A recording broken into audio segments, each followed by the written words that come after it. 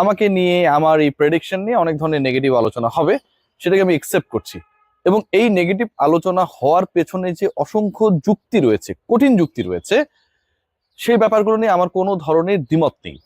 কিন্তু আলোচনাটা করছি প্রাসঙ্গিক কিছু এলিমেন্টসকে সামনে রেখে। চ্যাম্পিয়ন্স ট্রফির মিশন বাংলাদেশে শুরু হবে আর মাত্র 4 দিনের অপেক্ষা। আজকে 15 তারিখ, 19 তারিখের পরের দিনটা মানে 20 তারিখ থেকেই দুপুর 1টায় বাংলাদেশ মুখোমুখি হবে ভারতের।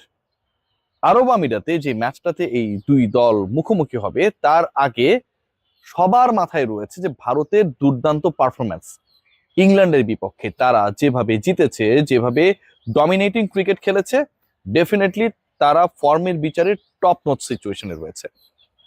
পাকিস্তানের কথা যদি আমরা চিন্তা করি, বাংলাদেশের গ্রুপ সঙ্গী নিউজিল্যান্ডের কথা যদি আমরা চিন্তা করি, তারা এই দুই দল তারা মুখোমুখি হয়েছে, ট্রাই নেশনসে ফাইনাল হয়েছে এবং সেই ফাইনালে নিউজিল্যান্ড পাকিস্তানকে হারিয়েছে। এমনও ম্যাচ আমরা দেখেছি যেখানটায় পাকিস্তান 350 রান ক্রস করেও জয় পেয়েছে। আবার এমনও ম্যাচ আমরা দেখেছি ফাইনালে গিয়ে সেই দলটাই পরাজিত হয়েছে। ফর্মের বিচারে বাংলাদেশের থেকে এই তিন দল অনেক তো এগিয়ে, কোনো ধরনের ডাউট নেই। বাংলাদেশ এমন একটা অবস্থায় দাঁড়িয়ে যেখানটায় ওয়ানডে ফরম্যাটের সাথে 2025 সালে দলটার কোনো দেখাই নেই, সাক্ষাৎই হয় নাই। দীর্ঘ বিরতির পর বাংলাদেশ ওয়ানডে ফরম্যাটে খেলতে নামবে, আইসিসি ইভেন্টে খেলতে নামবে এবং ফর্মের বিচারে এই মুহূর্তে তুমুল এগিয়ে আলোচিত তিন দলকে গ্রুপ সঙ্গী করে খেলতে নামবে। খেলবে দুটা ভিন্ন ভেন্যুতে, দুটা ভিন্ন দেশে।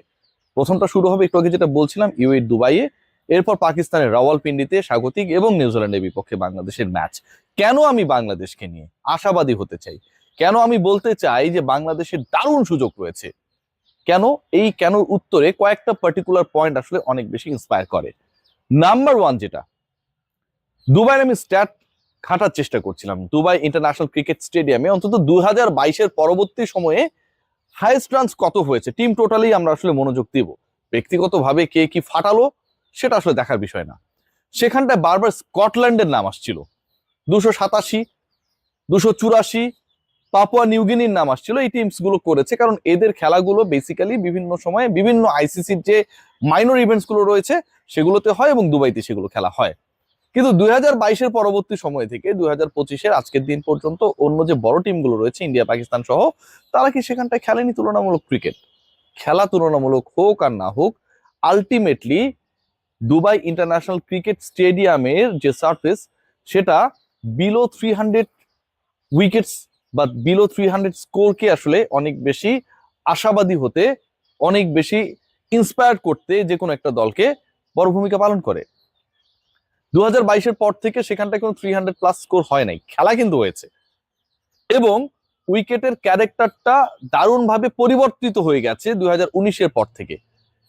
হাইয়েস্ট টোটাল যদি দেখেন 350-র আশপাশে ওইখানটায় রান রয়েছে, কিন্তু সেখানটায় এই যে বড় স্কোর গুলো হয়েছে সেগুলো এখন থেকে প্রায় 1 দশক বা 1 যুগ আগে।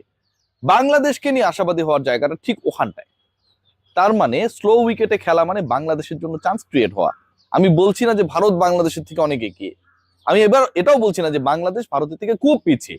ডেফিনেটলি বড় একটা ডিফারেন্স রয়েছে, কিন্তু যখন এরকম স্লো ট্র্যাকে খেলা হবে, আপনারা একটু রিকল করার চেষ্টা করুন বাংলাদেশে ঘরের মাঠে যখন ইন্ডিয়ার সাথে বাংলাদেশ, তখন ওই আর্জেন্টিনা বিশ্বকাপ চ্যাম্পিয়ন হলো, কাতার বিশ্বকাপ চলছিল 2022 সালের ঘটনা, খেলতে আসলো, ইন্ডিয়া ক্লিয়ারলি ফেভারিট ছিল, কিন্তু উইকেটের ক্যারেক্টারিস্টিক্স বাংলাদেশকে আসলে একটা দারুণ সুযোগ তৈরি করে দিয়েছিল। কারণ এই টাইপের উইকেটে, এই টাইপের ক্রিকেটের সাথে টিম টাইগার্স অনেক বেশি কমফোর্টেবল এন্ড ইউজড টু।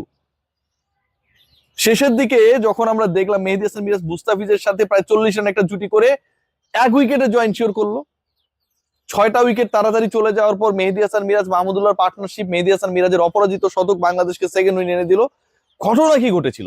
ঘটনা যেটা ঘটেছিল, স্লো ট্র্যাকে খেলা হয়েছিল এবং যেখানটায় বাংলাদেশ আপার হ্যান্ডে ছিল, সেই একই টাইপের ট্র্যাকে খেলা হবে দুবাইতে। সেই একই টাইপের ট্র্যাকে বাংলাদেশ এবং ভারত মুখোমুখি হবে।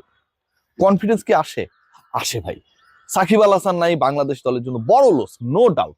মেহেদী হাসান মিরাজ, রিশাদ হোসেন, মুস্তাফিজুর রহমান ডেফিনেটলি, কারণ এই টাইপের ট্র্যাকে মুস্তাফিজ তিনি অনেক লিমিটেড বোলার, কিন্তু এই লিমিটেড বোলার অনেক বেশি আনলিমিটেড পারফর্মার হয়ে ওঠেন যখন তার মতো করে উইকেট পান।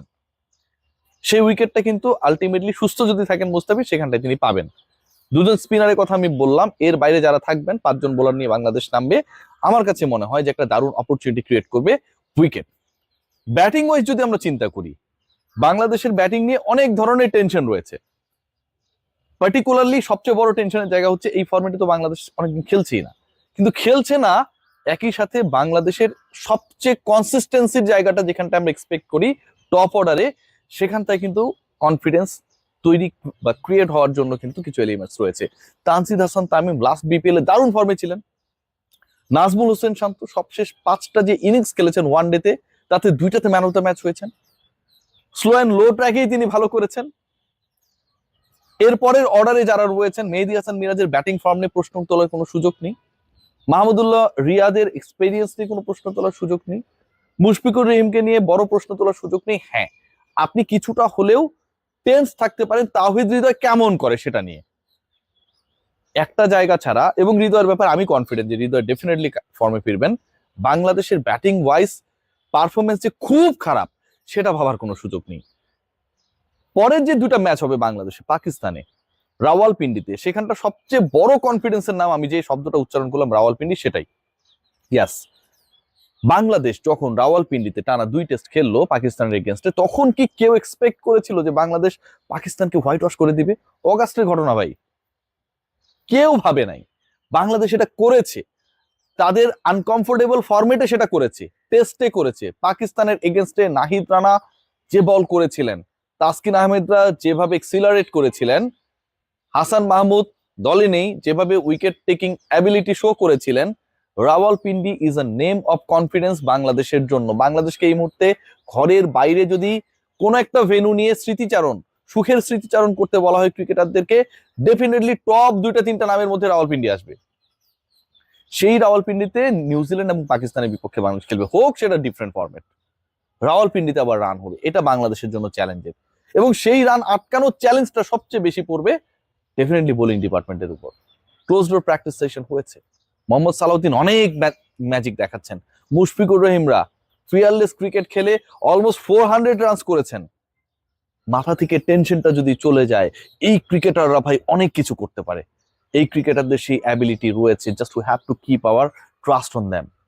বিশ্বাস করুন, আসন্ন চ্যাম্পিয়ন্স ট্রফিতে বাংলাদেশ, আপনি আমি যতই বলি না কেন, 16 কোটি মানুষের 15 জন ক্রিকেটার, এটাকে একজন করে মাইনাস করে 2জনকে মাইনাস করে যতই ট্রল করি না কেন, end of the day I have that confidence on the cricketers. বাংলাদেশের জন্য দারুণ সুযোগ। বোলারদের তাদের দায়িত্ব পালন করতে হবে ডেফিনেটলি সামনে থেকে, এবং ব্যাটারদের তাদের পারফরমেন্সটা তারা যেটা পারেন সেটাই করে দেখালে ডেফিনেটলি চ্যাম্পিয়ন্স ট্রফিতে আমরা ভালো কিছু আশা করতেই পারি।